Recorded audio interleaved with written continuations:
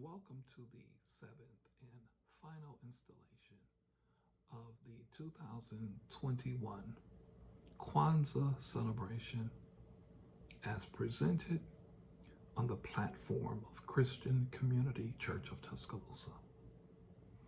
Pastored by Dr. Clarence Sutton Jr. And my name is Reverend Vincent Jennings, and I will be the presenter for this, the seventh installation of Kwanza.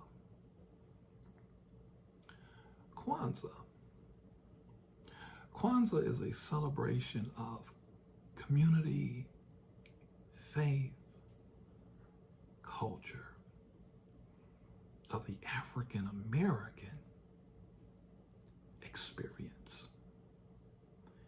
And it is designed to help African Americans reconnect with their roots and their African heritage. Now, I won't belabor the other 6 principles of Kwanza that preceded this, the 7th principle.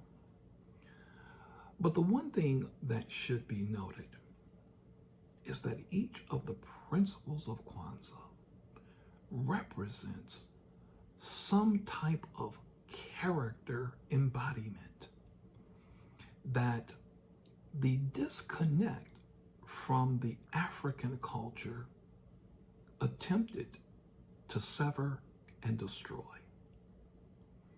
And that is no different with the 7th and final principle of Kwanza. The 7th principle of Kwanza is called Imani. Imani is African for faith. Imani is the symbolic representation of faith. Now, in order to properly give discussion and consideration to the process of reconnecting with our African American heritage, you cannot talk about the reconnect without first giving some discussion to the disconnect. And this disconnect, it should be noted, was not natural. This disconnect of Africans and Africans in America,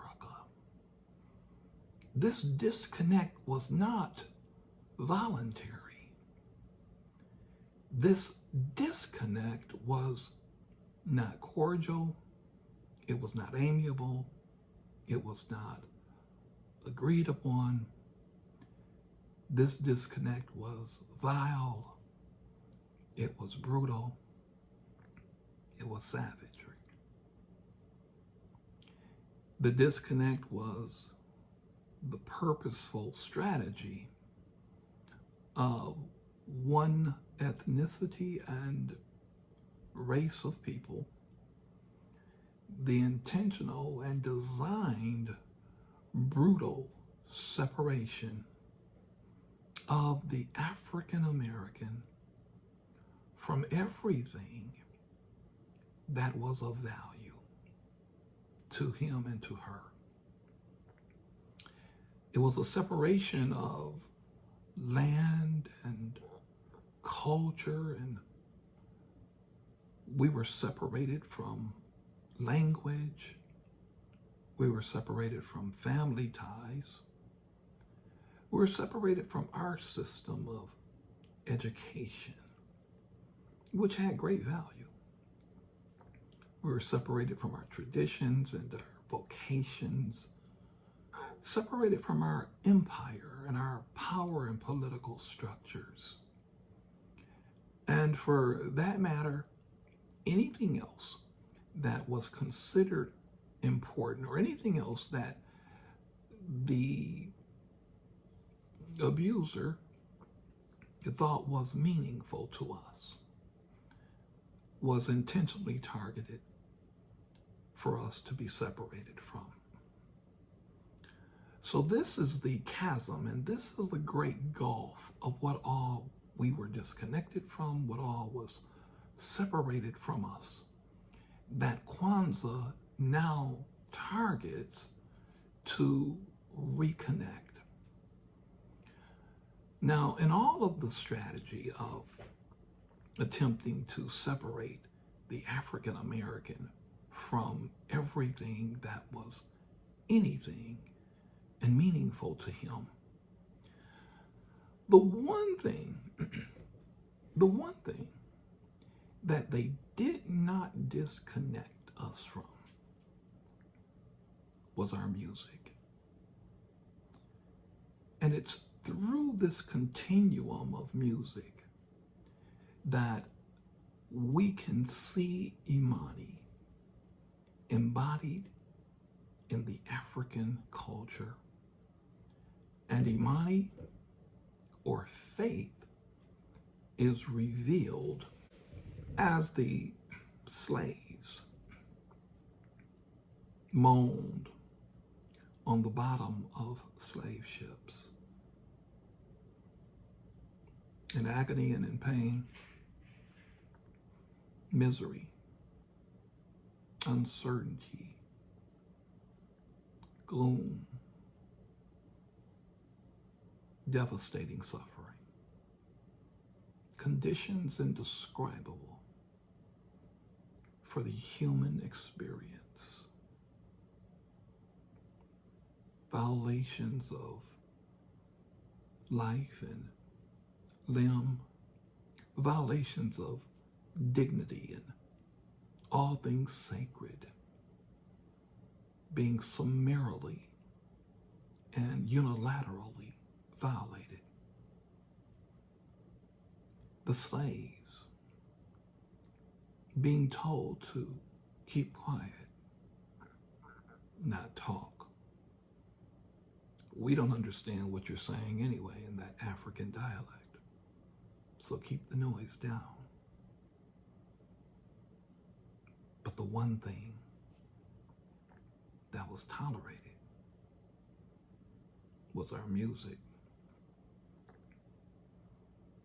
Shall I say even more to the point, was our moaning. And this was tolerated not because it was a consideration even in the slightest to give the slaves something that meant something to them. Not in the least. It was not any consideration to the suffering of our African American ancestors. This was tolerated because the slave moaning provided them with unexpected entertainment. The singing, the songs, the moaning, the groaning, the utterances put to our native heritage music and melodies were soothing to them.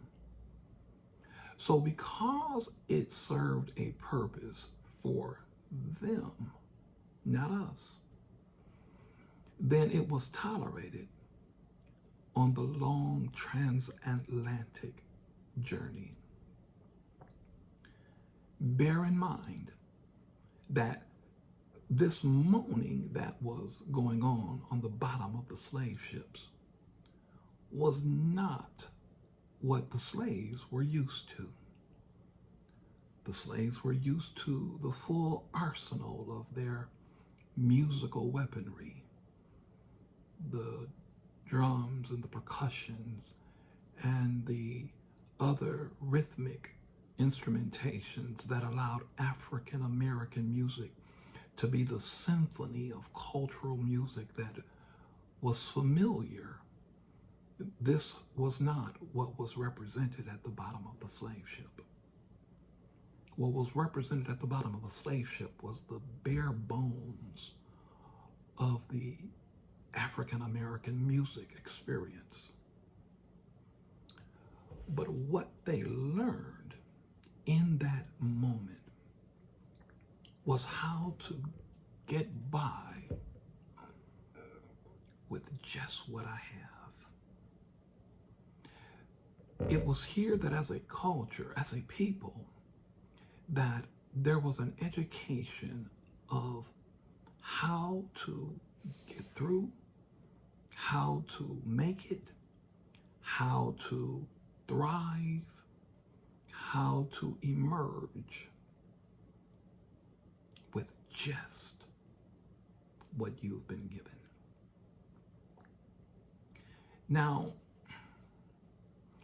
from that platform of minimalism or minimal representation of music, the Negro in America evolved to the point where they developed and honed what we now know as Negro spirituals. And almost all Negro spirituals, 90% plus, are written, get this, on the black keys of the piano. If you look at a piano, there are 5 black keys. It's referred to as the pentatonic scale, or the less formal reference is the slave scale. And using just 5 keys, literally almost every single Negro spiritual was written on just those 5 keys. And you can play almost every Negro spiritual using just those 5 black keys. Now, I'm not a real music buff. I'm not an instrumentalist. But if you know someone who is a pianist, you can just run this by them. Such songs as "Every Time I Feel the Spirit Moving in My Heart, I Will Pray." Songs like "Swing Low," "Sweet Chariot," "Coming for to Carry Me Home," and other great Negro spirituals were built using just 5 keys. You see, because the Negro coming over on the slave ship didn't have do, re, mi, fa, sol, la, ti, do.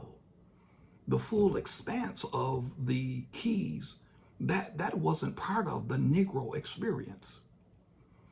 Yet, once again, represented through what we've done through our music is we have personified how we can take less and do more with it.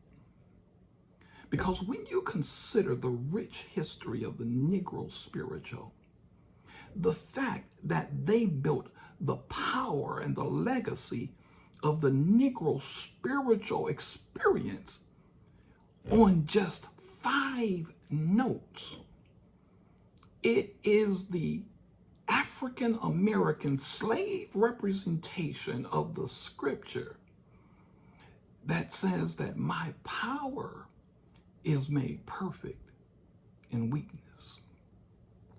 The fact that we were designed and strategized and were specifically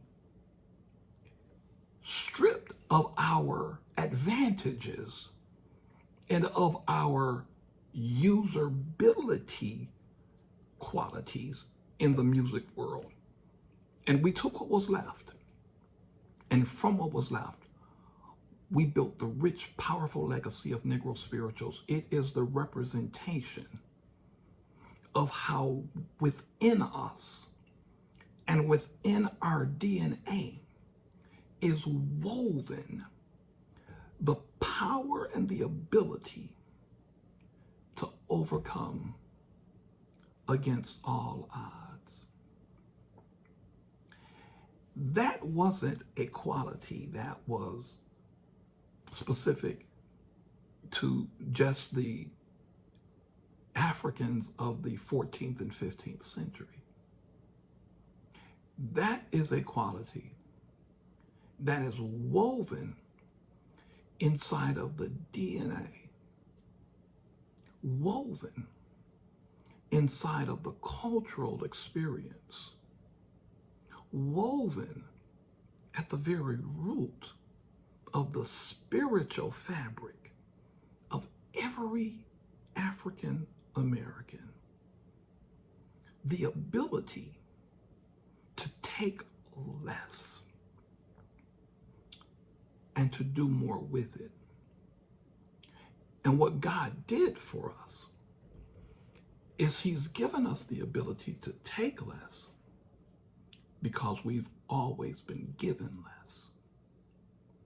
And what God has done for us is he's leveled the playing field, but it is interwoven not in the manifestation of our bank accounts at birth, not in the manifestation of our social status at birth, but it is interwoven and found, and the key is unlocked in our faith or our Imani. Interestingly enough, after Black Negro spirituals, what emerged was a genre of what's considered white spirituals. And of white spirituals, what is regarded as perhaps the most famous and well-known white spiritual, Amazing Grace, was written on the pentatonic scale. The most amazing, the most well-known, the most well-regarded white spiritual written on the slave scale. And it is appropriate that it was written on the slave scale because Amazing Grace was written by, do you know that it was written by a man named John Newton? Do you know what John Newton did before he became a Christian? John Newton was the captain of a slave ship. And it is believed that John Newton, while listening on his many transatlantic journeys, bringing slaves from freedom into suffering, heard the moaning of the tune that very much sounds like a West African sorrow chant. And from his many listening episodes of hearing this moaning, when he became saved, he then took the moaning of the slaves' sorrow chant and he put words to song, and hence was born Amazing Grace. Can you see it? Can you see it? Can you see the slaves on the ship moaning because they're suffering, moaning because they are hurting, moaning because of what's been brutally inflicted upon them, moaning. The slave owner takes delight in the moaning. hear it.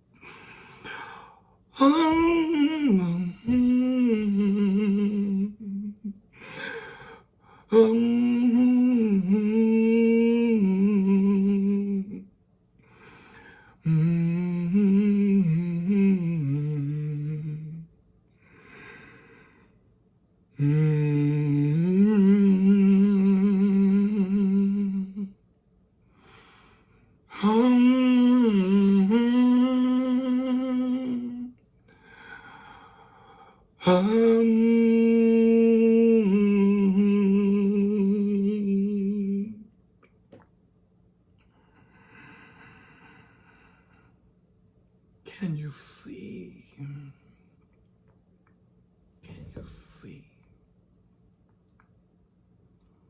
how the one thing that we were left with, the only thing that we were allowed to keep, has risen to the top of what is regarded as the most well-known and the greatest of all time spirituals.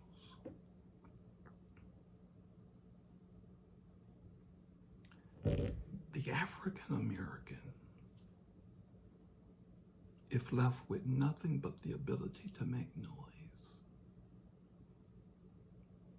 will always produce greatness.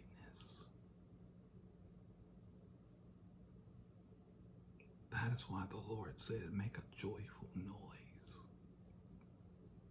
unto the Lord.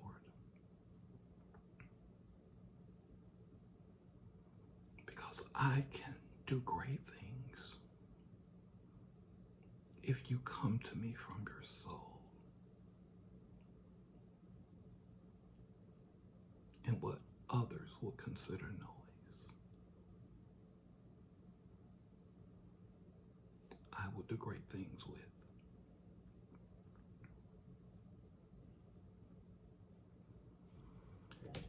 In the Library of Congress,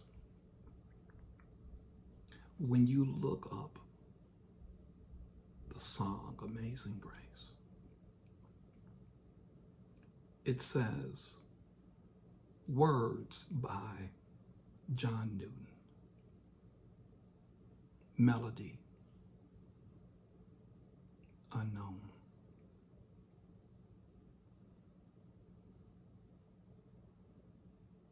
I want to just say to everyone that has a dream, anyone that aspires to do anything, that the author of the words may be John Newton, but the melody is by Imani. And Imani flows in you. Imani has flowed in you from the foundations of time. And Imani flows in you, even now. God bless you. Thank you. Have a wonderful, safe, and blessed holiday season. Happy Kwanza.